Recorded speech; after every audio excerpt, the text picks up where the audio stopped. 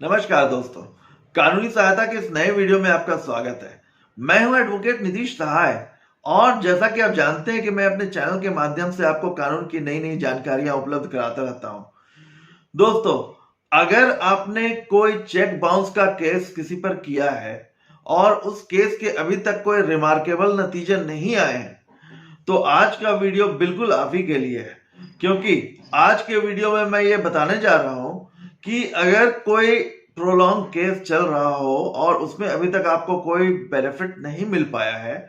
तो आप immediate benefit अपने उस एक्यूज से कैसे ले सकते हैं। जब भी कोई 138 एनआई एक्ट का केस होता है, तो उसमें जो कंप्लेनेंट होता है उसने एक कंप्लेंट फाइल किया और उस पर कोर्ट कॉग्निजेंस लेती है। लेने के बाद वो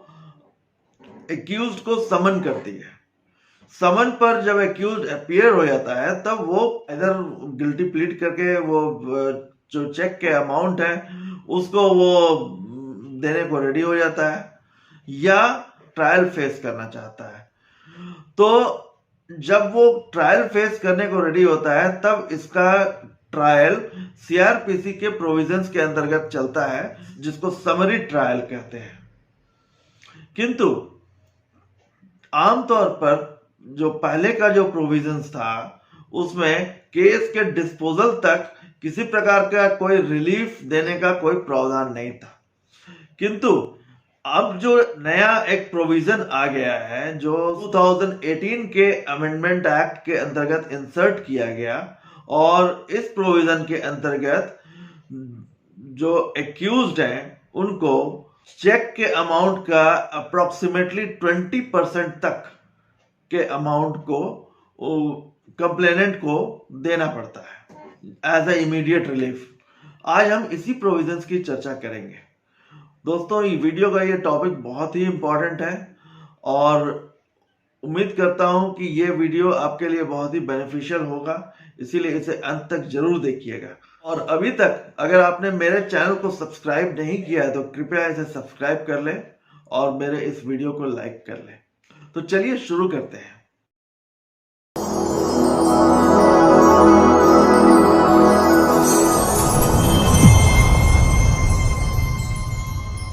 दोस्तों,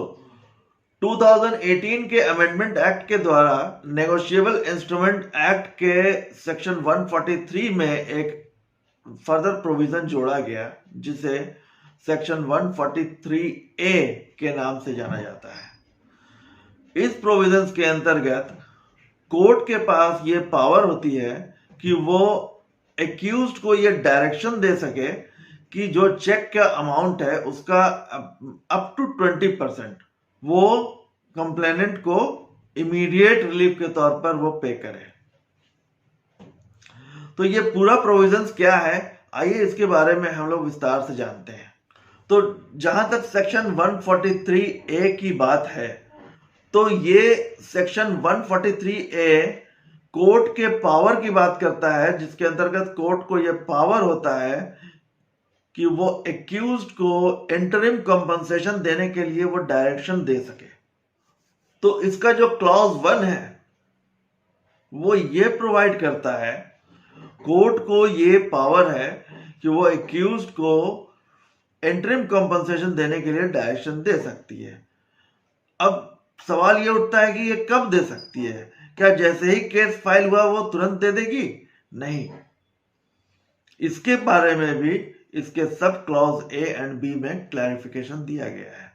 जो इस प्रकार है। जहां पर कोई समरी ट्रायल हो रही हो या समन ट्रायल हो रही हो, तो वहां जब एक्यूज्ड अपीयर होकर के प्लीड नॉट गिल्टी करता है, अर्थात वो अपने दोष को, आरोपों को स्वीकार नहीं करता है और ट्रायल फेस करने की इच्छा व्यक्त करता है, तो वहां पर कोर्ट उसको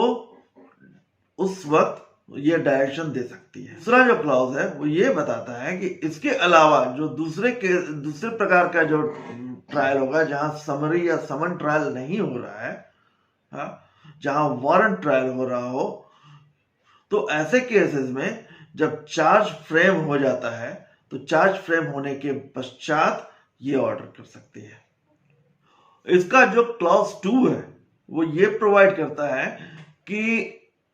इंटरिम कंपनसेशन का जो अमाउंट है वो मैक्सिमम 20% तक जा सकता है, अर्थात जो टोटल अमाउंट ऑफ चेक है उस चेक अमाउंट के 20% तक को ही वो इंटरिम कंपनसेशन के रूप में कोर्ट ग्रांट कर सकती है।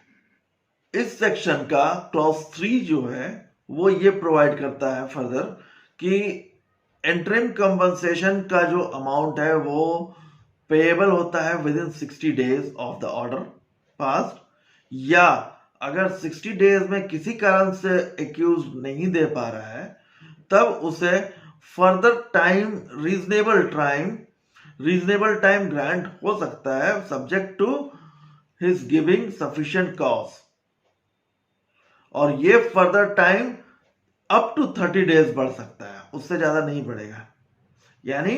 अगर देखा जाए तो टोटल 60 + 30 90 डेज, टोटल 90 डेज के अंदर उसे यह अमाउंट दे देना है। उसी प्रकार इसका जो क्लॉज 4 है वो अब कंप्लेनेंट के ऊपर एक रिस्पॉन्सिबिलिटी कास्ट करता है कि अगर ट्रायल फेस करने के बाद एक्यूज्ड अगर बरी हो जाए यानी एक्विट हो जाए तो क्या उसका जो उसने जो 20% अमाउंट दे दिया था वो चला जाएगा? नहीं, बिल्कुल नहीं। इसी के संबंध में इसका क्लॉज 4 में पर्याप्त प्रोविजन दिया गया है जो ये बताता है कि अगर एक्यूज्ड ट्रायल फेस करने के बाद एक्विट हो जाता है तब फिर कोर्ट कंप्लेनेंट के ऊपर फिर 60 डेज का टाइम लिमिट बनाती है और वो उसे 60 डेज के अंदर जो पैसा एक्यूज से उसने 20% इंटरिम कंपनसेशन के रूप में लिया था उस पैसे को विथ बैंक इंटरेस्ट जो कि प्रेवलेंट बैंक रेट के हिसाब से उसका इंटरेस्ट जोड़ा जाता है, उस रेट के हिसाब से इंटरेस्ट ऐड करके उस पैसे को एक्यूज्ड को विद इन 60 डेज देना होता है। किन्हीं कारणों से अगर ठीक है एक्यूज्ड की तरह ही अगर कंप्लेनेंट भी किन्हीं कारणों से अगर उन 60 डेज में नहीं दे पाया तो उसे भी सिर्फ वही अप टू 30 डेज तक का ही एक्सटेंशन मिल सकता है, और इस 30 + 60 90 डेज के अंदर हर हाल में उसे वो पैसे दे देने हैं। इस सेक्शन का क्लॉज 5 इस अमाउंट के रियलाइजेशन के प्रोसेस को बताता है, यानी कि इस सबसेक्शन के तहत पैसे का रियलाइजेशन किस प्रकार हो ये बताया गया है। ये बताता है कि ये जो इंटरिम कंपनसेशन का अमाउंट जो ऑर्डर कर दिया जाता है उसका रियलाइजेशन फाइन की तरह जो सेक्शन 421 ऑफ सीआरपीसी में दिया गया है, जिस प्रकार उसका रियलाइजेशन होता है उसी प्रकार से इस अमाउंट का भी रियलाइजेशन कोर्ट कर सकती है। इसके बाद जो इसका क्लॉज 6 है वो फर्दर ये बताता है कि जब केस सेटल हो जाए, यानी कि केस में जब डिसीजन आ गया और डिसीजन आने के बाद अगर एक्यूज्ड का गिल्टी प्रूव हो जाता है और उसके बाद उसे फर्दर पैसे देने पड़ते हैं, तो उस फर्दर पैसे में से जो एक्यूज ने इंटरिम कंपनसेशन के तौर पर दिया था पैसा, उस पैसे को उसमें से माइनस कर दिया जाता है। उसी प्रकार अगर एक्विटल हो गया तो कंप्लेनेंट की तरफ से उसे उसका जो पैसा है वो वापस मिल जाना है, अर्थात हर हाल में ये पैसा सही जगह पे पहुंच जाना है। तो दोस्तों इस प्रकार हमने देखा कि सेक्शन 143A के अंतर्गत कोर्ट एक बहुत बड़े राहत के तौर पर जो कंप्लेनेंट होते हैं उनको ये पैसे प्रोवाइड करवाती है, और इसके पीछे जो कोर्ट का इंटेंशन होता है यानी मकसद होता है वो भी यही होता है कि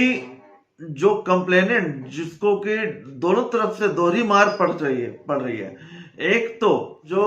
एक्यूज ने उसके साथ चीटिंग किया यानी उसके पैसे ले लिए और उसके बाद उसको एक फॉल्स चेक पकड़ा दिया, हाँ, और साथ ही साथ उसे जो कोर्ट कचहरी इत्यादि करने के लिए जो एक्सपेंस उठाने पड़ रहे हैं, तो ये दोनों दोहरी मार से कुछ हद तक रिलीफ देने के लिए ये प्रोविजन लाया गया है। साथ ही साथ जो बोनाफाइडी एक्यूज्ड हैं और जो आगे चल करके एक्विट हो जाते हैं, तो वैसे एक्यूज्ड अगर ये पैसा जमा भी कर देते हैं तो उनका पैसा कहीं जाना नहीं है, क्योंकि ये कोर्ट के द्वारा जमा कराया जाता है और इसको रियलाइज कराने की जिम्मेदारी भी कोर्ट की ही होती है। तो अब ऐसी स्थिति में कोर्ट कंप्लेनेंट से पैसा चाहे बलपूर्वक ही लेना पड़े, वो लेकर के उसको एक्यूज्ड को वापस दिलाती है, जो इनोसेंट प्रूव हो जाते हैं।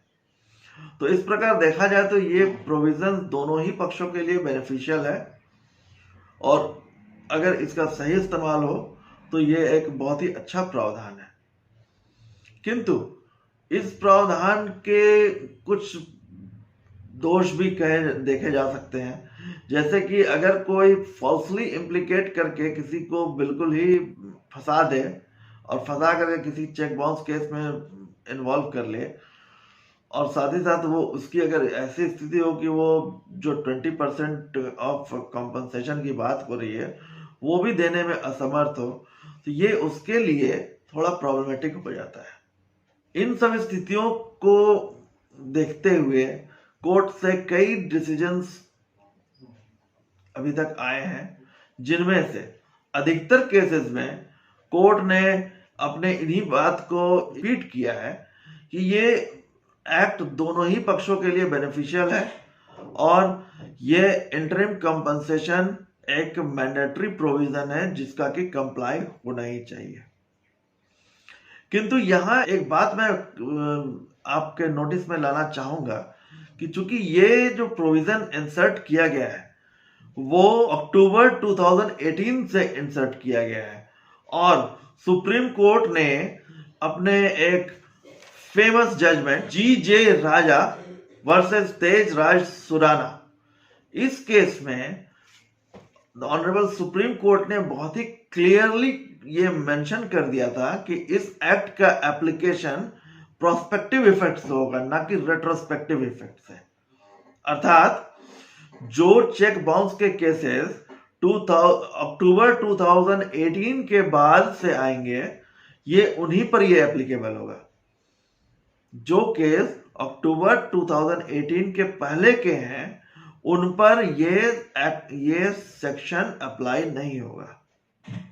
तो दोस्तों, उम्मीद करता हूं कि यह वीडियो आपको पसंद आया होगा। अगर आपको यह वीडियो अच्छा लगा हो तो इसे कृपया लाइक कर लें, और अभी तक अगर आपने मेरे चैनल को सब्सक्राइब नहीं किया तो कृपया मेरे चैनल को सब्सक्राइब कर लें। अगले वीडियो में मैं इस प्रोविजंस के कुछ वैलिड डिफेंस जो होते हैं उसकी मैं चर्चा करूंगा। तब तक के लिए नमस्कार। Have a nice day.